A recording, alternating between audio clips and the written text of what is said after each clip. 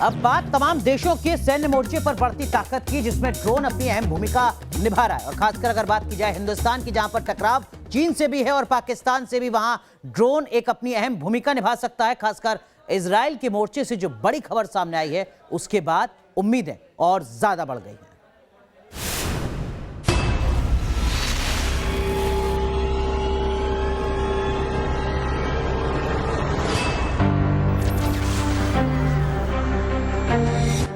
वो खामोश शिकारी है जो करता है दुश्मनों का शिकार। कैमरे की निगाह से वो टारगेट को करता है सेट और फिर खुद फना होकर दुश्मन को कर देता है तबाह व बर्बाद। इजरायली सेना का सबसे मारक हथियार रोटेम और हारोप ड्रोन। ये ऐसे सुसाइड ड्रोन हैं जो टारगेट पर मिसाइल की तरह अटैक करते हैं। खर्च कम, असर ज्यादा। यही खासियत है इजराइल के सुसाइड ड्रोन की मारक जोड़ी की। दरअसल 3 फरवरी को Israeli defence firm Israel aerospace industries ने ऐलान किया है कि उसने एशिया के कई देशों के साथ अपने कामिकेज यानी सुसाइड ड्रोन रोटेम और हारोप की $10 करोड़ की डील सील की। IAI की प्रेस रिलीज के मुताबिक रोटेम VTOL और हारोप के नेवल और ग्राउंड बेस्ड वर्जन की एशिया के कई देशों के साथ डील की गई है और ये कई दूसरे एशियाई देशों को बेची जानी है। मतलब मुमकिन है कि जल्द ही इजरायली ड्रोन की ये जोड़ी भारतीय सेना के तरकश में शामिल हो। देखने में छोटन लगे लेकिन घाव करें गंभीर। यही खासियत है इजराइल के हारोप ड्रोन की। ये अपने साथ साथ हथियार नहीं ले जाता, बल्कि ये खुद ही एक हथियार है। ये टारगेट को हिट करता है और इसके साथ खुद भी तबाह हो जाता है। ये ड्रोन इलेक्ट्रो ऑप्टिकल सेंसर से लैस होते हैं जो विस्फोट करने से पहले हाई वैल्यू वाले सैन्य ठिकाने और रडार स्टेशनों पर निगरानी भी कर सकते हैं। हारोप की खासियत इसके पंख है जिन्हें फोल्ड किया जा सकता है। वहीं रोटेम ड्रोन दुनिया में अपनी तरह का अकेला ड्रोन है। ये ड्रोन सर्विलांस सेंसर से लैस होने के साथ साथ हमला करने में भी सक्षम होता है। 1 किलो वॉरहेड के साथ ये क्वाड कॉप्टर 10 किलोमीटर की रेंज में तबाही मचाने की क्षमता रखता है। जंग के मैदान में ये दोनों ड्रोन अपनी ताकत दिखा चुके हैं। इसका इस्तेमाल आतंक विरोधी कई मुहिम में हो चुका है। इन्हीं खूबियों की वजह से भारत ने पिछले साल इजराइल से 54 हारोप ड्रोन की खरीद का सौदा किया था और अब बारी रोटेम की है। Team news nation. जी हां, इस रिपोर्ट के जरिए देखा आपने कि हिंदुस्तान किस तरीके से अपनी वायु शक्ति को लगातार मजबूत कर रहा है, चाक चौबंद कर रहा है। और इसी की झलक आज एक बार फिर देखने को मिली बेंगलुरु के एयर शो में।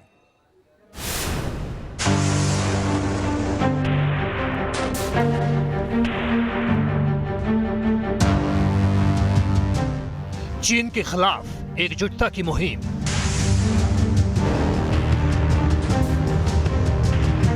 समंदर में विस्तारवाद के खिलाफ बड़ा संदेश। दक्षिण चीन सागर में चीन का मिलिट्री एजेंडा पूरी दुनिया के खिलाफ खतरा है। चीन लगातार इस इलाके में एक तरफा कार्रवाई के जरिए धौंस जमाता जा रहा है। चीन को सख्त संदेश देने के लिए इंडियन ओशन रीजन के रक्षा मंत्रियों की बैठक भी हुई। सम्मेलन में रक्षा मंत्री ने चीन को सख्त पैगाम देने की कोशिश की। सम्मेलन में रक्षा मंत्री ने कहा कि हमें खतरे से मिलकर निपटना होगा, क्योंकि आज जो किसी के लिए खतरा है वो कल किसी दूसरे के लिए खतरा बन सकता है। कूटनीति हो या फिर सैन्य ताकत, हिंदुस्तान की उड़ान को पूरी दुनिया सलाम कर रही है। बेंगलुरु के एरो शो में भारत की वायु शक्ति को पूरी दुनिया देख रही है। एरो इंडिया शो में आत्मनिर्भर भारत पर खासा जोर दिया गया है और इस एरो इंडिया शो में जिसने सबका ध्यान अपनी ओर खींचा है वो है भारत में बना सेमी स्टील्थ ड्रोन वॉरियर, जो भविष्य के आसमानी जंग में भारत का सबसे बड़ा हथियार साबित होगा। तो आप देख सकते हैं ये मॉडर्न टेक्नोलॉजी वाला है कैट्स का ड्रोन वॉरियर, यानी ये डिफेंड भी कर सकता है खुद को और दुश्मन को डिस्ट्रॉय भी कर सकता है। इसे तेजस के साथ टीम अप किया जा रहा है और अगले कुछ ही वर्षों में इसका पहला जो है विमान जो है ड्रोन वो तैयार हो जाएगा। एरो शो में वो हथियार भी शामिल हुए जिन्हें दुनिया के दूसरे देशों ने ऑफर किया है। इनमें इजराइल की तरफ से ऑफर किया गया स्पाइस बम भी शामिल है।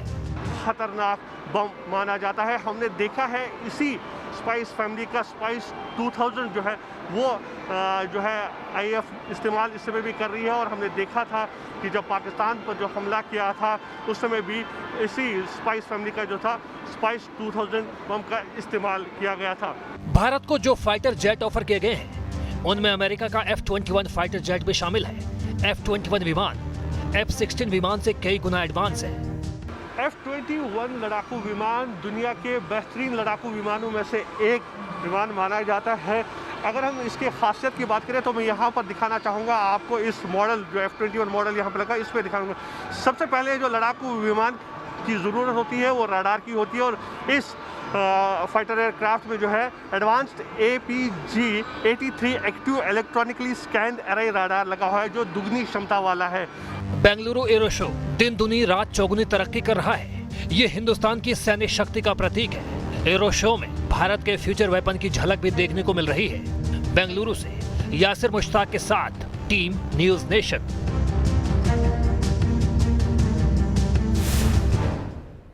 हिंदुस्तान के मोर्चे पर पाकिस्तान का दोहरा रवैया एक बार फिर सामने आया है।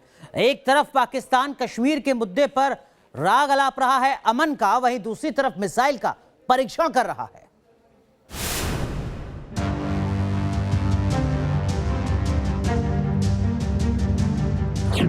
कश्मीर के मसले पर पाकिस्तान का सरेंडर।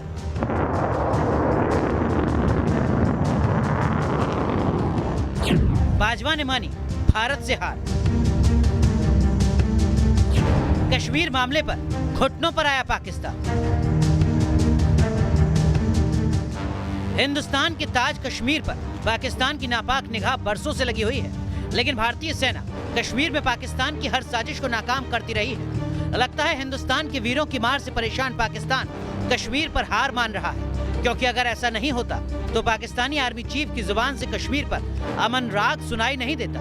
वो बाजवा जो आखिरी गोली तक हिंदुस्तान से लड़ने का झूठा दावा करता है, वो आखिर कश्मीर मसले पर सरेंडर क्यों कर रहा है? जनरल बाजवा ने वायुसेना एकेडमी की ग्रेजुएशन सेरेमनी पर जो बयान दिया, उससे पाकिस्तान में हंगामा मच गया। बाजवा के मुताबिक जम्मू कश्मीर के मुद्दे को शांति और गर्मापूर्ण तरीके से सुलझाना चाहिए। इस्लामाबाद एक दूसरे का सम्मान करने और शांति के लिए प्रतिबद्ध है। ये वक्त इस इलाके में अमन का है, लेकिन पाकिस्तान वो मुल्क है जिस पर भरोसा करना खुद को धोखा देने के बराबर है। बाजवा के कश्मीर राग के बाद पाकिस्तानी आर्मी की तरफ से रिलीज किया गया मिसाइल टेस्ट फायर का ये वीडियो इमरान खान और पाकिस्तानी सेना के चेहरे से झूठ का नकाब नोच देता है। पाकिस्तान ने गजनवी मिसाइल का टेस्ट फायर करने का दावा किया है। पाकिस्तान का दावा है कि गजनवी मिसाइल 290 किलोमीटर तक 700 किलोग्राम तक के परमाणु वॉरहेड को ले जाने में सक्षम है। हालांकि पाकिस्तानी आर्मी की तरफ से ये खुलासा नहीं किया गया कि गजनवी मिसाइल, जिसे हत्फ 3 के नाम से भी जाना जाता है, उसका टेस्ट फायर कहां किया गया। साफ है कि सच बोलने की हिम्मत पाकिस्तान में नहीं है। पाकिस्तान के दिल में हर वक्त फरेब गाफिल रहता है। मिसाइल टेस्ट फायर के साथ बारूदी जुबान वाले बाजवा के कश्मीर पर बोल भी हैरान कर रहे हैं। लेकिन कश्मीर को लेकर बाजवा से लेकर इमरान खान तक चाहे जो दावे करें, इस मामले पर भारत का रुख साफ है। कश्मीर सिर्फ और सिर्फ भारत का हिस्सा है, और जिसने भी इसकी तरफ आंख उठाकर देखा उसकी खैर नहीं। Team news nation.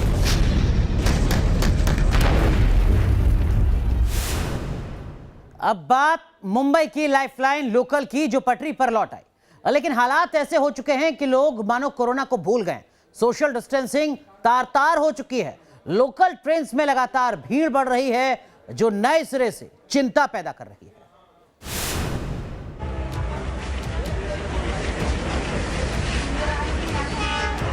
यह है मुंबई की लाइफलाइन लोकल ट्रेन। फौलाद की पटरियों पर दौड़ती ये लोकल ट्रेन ही है जिनकी बदौलत मुंबई कारोबार और कारोबारियों के बीच अव्वल बना हुआ है। इन पटरियों पर सिर्फ लोकल ट्रेन नहीं दौड़ती, बल्कि ये बोगियों में सवार लोगों को उन मंजिल तक पहुंचाती है, कामयाबी तक पहुंचाती है। लेकिन कोरोना काल ने इन लोकल ट्रेन के पहियों को थाम दिया था। अब जब दोबारा लोकल ट्रेन पूरी रफ्तार से फौलाद की इन पटरियों पर दौड़ रही है, तो एक नई परेशानी सामने आ रही है। भीड़ मुसीबत बनती जा रही है। मुंबई की लाइफलाइन यानी कि मुंबई की लोकल ट्रेन से अब आम मुंबईकरों को यात्रा करने की इजाज़त है। सरकार ने कुछ नियम बनाए हैं, कुछ गाइडलाइंस जारी किए गए हैं। उन्हीं नियमों के तहत जो आम मुंबईकर हैं उनको यात्रा करना होगा। लेकिन क्या नियमों का पालन हो रहा है? क्या वाकई में जो मुंबई के लोग हैं वो लोकल ट्रेन से यात्रा करते वक्त खुद को सुरक्षित महसूस कर रहे हैं? ये जानने के लिए हम पहुँचे हैं मुंबई के अंधेरी स्टेशन पर। जितने भी टिकट काउंटर्स यहाँ पर दिखाई दे रहे हैं, सब जगह जो आम मुंबईकर हैं उनकी भीड़ लगी हुई है। कितने देर आप लोगों को लाइन में खड़ा रहना पड़ता है, उसके बाद टिकट मिलता है? 20 मिनट, कम से कम 20 मिनट। अभी जब तक वैक्सीनेशन नहीं होता थोड़ा बहुत डर रहेगा। नालासोपारा विरार में बहुत ज़्यादा भीड़ लगती है खास तौर, तो इस वक्त भी क्या वहाँ पर भीड़ लग रही है? हाँ, कोई डिस्टेंस वगैरह यहाँ पर पालन नहीं हो रहा है। तो केवल बोलने के लिए है, सब कुछ प्रैक्टिकली कुछ हो नहीं पा रहा है। तो प्रशासन भले ही ये दावा करती है कि कोरोना के जो नियम हैं उनका पालन किया जा रहा है, लेकिन कहीं ना कहीं जो मुंबई के आम लोग हैं उन्हें ऐसा बिल्कुल नहीं लगता कि जो सोशल डिस्टेंसिंग का ख्याल रखा जाना चाहिए, जिस तरह से गाइडलाइंस बने हुए हैं उनका पालन हो रहा है। वीडियो जर्नलिस्ट अनिल शिंदे के साथ पंकज मिश्रा, न्यूज़ नेशन, मुंबई। बात किसान आंदोलन की करते हैं जो लगातार 70 से ज्यादा दिन से जारी है देश की राजधानी दिल्ली में। समाधान तो अब तक कोई नहीं निकला है, लेकिन सियासत लगातार जारी है।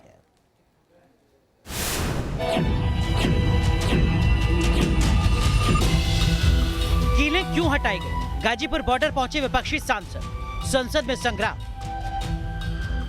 किसान आंदोलन की ये 3 तस्वीरें दिन भर छाई रही। गाजीपुर बॉर्डर से कील हटाने पर सवाल पूछे गए। विपक्षी सांसद गाजीपुर बॉर्डर पहुंचे। इसके अलावा संसद में किसानों के मुद्दे पर जुबानी तकरार देखने को मिली। इन तस्वीरों में सबसे ज्यादा चर्चा हुई कीलों के हटाने की। सुरक्षा को देखते हुए गाजीपुर बॉर्डर पर सीमेंटेड बैरिकेडिंग के अलावा सड़क पर कीलें लगा दी गई थी। जब कीलें हटाने की तस्वीरें सामने आई तो सवाल उठने लगे। सवालों पर सफाई देने के लिए पुलिस को सामने आना पड़ा। जो टायर किलर्स लगाए गए थे उसकी जस्ट रीपोजिशनिंग की गई है। पूरे लॉ एंड ऑर्डर की जो व्यवस्था वहाँ पे उसको ध्यान में रखते हुए अभी हटाया नहीं गया, केवल उसकी रीपोजिशनिंग की गई है। अच्छा, जो बंदोबस्त किए गए हैं वो बाकायदा वैसे ही वो बाकायदा बने हुए हैं जी। पिछले 2 महीने से ज्यादा वक्त से किसान दिल्ली के बॉर्डर पर डटे हैं। बॉर्डर पर लगातार नेताओं के आने का सिलसिला भी जारी है। बताया जा रहा है कि 8 विपक्षी दलों के नेता किसानों से मिलने गाजीपुर बॉर्डर पहुंचे, लेकिन विपक्षी नेताओं को दिल्ली पुलिस ने रोक दिया। पुलिस ने नेताओं को किसानों से मिलने नहीं दिया। सड़क पर सियासी तापमान को बढ़ाने की कोशिश की गई। वहीं संसद में भी दिल्ली बॉर्डर के हालात को लेकर खूब जुबानी तीर चले। हजारों बर्क गिरे सभापति महोदय, लाख आंधियां उठें, वो फूल खिल के रहेंगे जो खिलने वाले हैं। धन्यवाद। मैं आपको बधाई देता हूं, आपके माध्यम से माननीय सिंधिया जी को बधाई देता हूं। माननीय सभापति महोदय, जितने अच्छे ढंग से वे यूपीए सरकार में सरकार का पक्ष रखते थे, उतना ही अच्छे ढंग से उन्होंने आज भाजपा का पक्ष रखा है। आपको बधाई हो। वाह जी महाराज, वाह, वाह जी महाराज। प्लीज हमेशा रहेगा। आप जिस पार्टी में रहे, आगे भी जो हो, हमारा आशीर्वाद आपके साथ था, है और रहेगा। संसद में जुबानी तकरार चल रही है। सड़क पर किसान डटे हैं। कोई सर्वसम्मति से हल निकले, इसकी उम्मीद फिलहाल नजर नहीं आ रही। Team news nation. एक तरफ किसान आंदोलन को लेकर राजधानी की सड़क पर संग्राम छिड़ा है, तो दूसरी तरफ सियासत भी चरम पर है। ट्रैक्टर मार्च के दौरान जान गंवाने वाले नवरीत के अंतिम अरदास में शामिल होने के लिए प्रियंका गांधी पहुंची।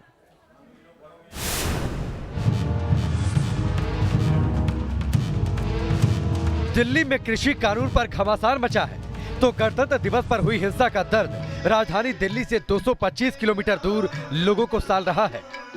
यूपी के रामपुर में एक परिवार सदमे में है। इस परिवार का दर्द बांटने कांग्रेस महासचिव प्रियंका गांधी खुद रामपुर पहुंची। तस्वीरें रामपुर के डिबडिबा गांव की हैं, जहां किसान नवरीत के अंतिम अरदास में पहुंची प्रियंका परिवार वालों के साथ बैठी नजर आई।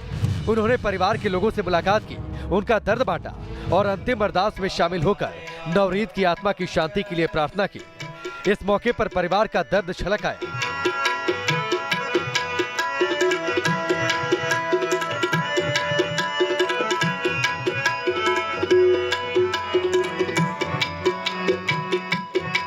और उनके साथ एक ऐसा हादसा हुआ कि वो वापस नहीं आए। वो इसलिए गए क्योंकि उनके दिल में दुख था, उनके दिल में किसानों की पीड़ा थी, उनको मालूम था कि जुल्म हो रहा है। राजधानी दिल्ली में गणतंत्र दिवस पर आयोजित ट्रैक्टर मार्च के दौरान नवरीत की ट्रैक्टर पलटने से मौत हो गई थी। अंतिम अरदास में शिरकत करने रामपुर पहुंचने के बाद प्रियंका गांधी ने ट्वीट किया। उन्होंने लिखा, सूरा सो पहचानिए जो लरे दीन के हेत, पुरजा पुरजा कट मरे कभू न छोड़े खेत। नवरीत के अंतिम अरदास में पहुंचने पर किए गए ट्वीट को किसान आंदोलन के समर्थन से जोड़कर देखा जा रहा है। हम पूरी तरह से किसानों के साथ खड़े हैं, नवनीत जी के परिवार के साथ, उन सब शहीद किसानों के साथ और उन सब किसानों के साथ जो आज भी इतने दिनों बाद, महीनों के संघर्ष के बाद दिल्ली के बॉर्डर पे बैठे हुए हैं। रामपुर जाने के दौरान प्रियंका गांधी के काफिले में शामिल गाड़ी हादसे का शिकार हो गई। हापुड़ रोड पर काफिले की गाड़ियां आपस में टकरा गई। गनीमत ये रही कि इस हादसे में किसी को गंभीर चोट नहीं लगी। इससे पहले रामपुर जाते समय प्रियंका गांधी का एक वीडियो सोशल मीडिया पर खूब वायरल हुआ, जिसमें प्रियंका खुद गाड़ी का शीशा साफ करती नजर आ रही है। Team news nation. देश की राजधानी दिल्ली गैस चैम्बर में तब्दील हो चुकी है। हजारों लोगों की जिंदगियां सिर्फ पॉल्यूशन के चलते जाती हैं दिल्ली एनसीआर में। और इस बीच दिल्ली के मुख्यमंत्री अरविंद केजरीवाल ने अगले 6 महीनों में दिल्ली सरकार को पूरी तरह से इलेक्ट्रिक व्हीकल पर स्विच करने का दावा किया है। यह दावा कितना सफल होगा, इसका इंतजार तो हर किसी को है और साथ ही साथ ये वक्त की जरूरत भी है।